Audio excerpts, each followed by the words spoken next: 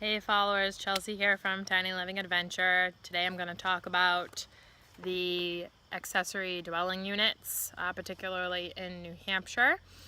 Since this law has been passed, this is pretty cool and gives people who already have an existing larger dwelling on their property an opportunity to add a smaller dwelling onto their property, aka tiny living, which hooray to us tiny dwellers.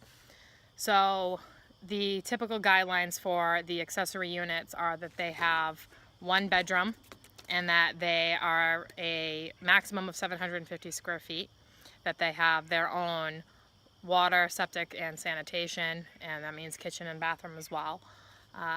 So that all has to be self-containing. They cannot be hooked up to another house by a hallway and that be the main kitchen for the main house and the accessory unit.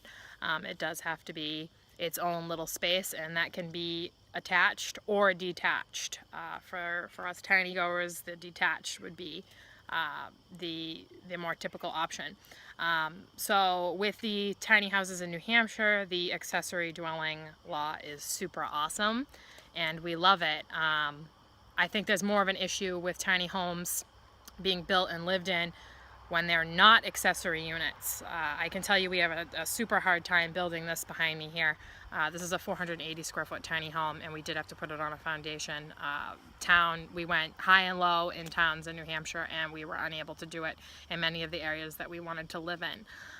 So the accessory living is awesome if you need additional income or if you have a loved one that needs to live with you. The accessory units make that very easy to do, well, easier than it has been.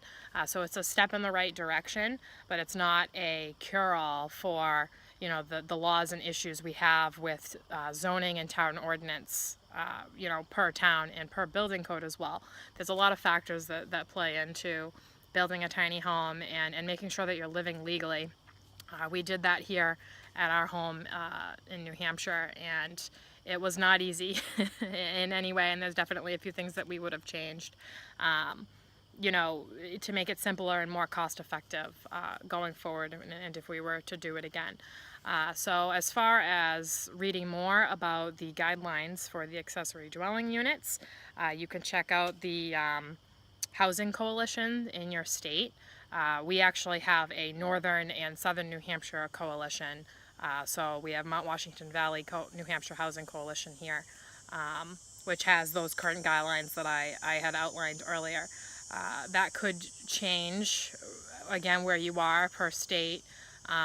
You also have to, again, make sure that you're looking at the state laws and then the town zoning and ordinance, and that can be a completely separate can of worms to dive into. So do your research, check out the coalition info, and thanks for following. Have a great afternoon, everyone.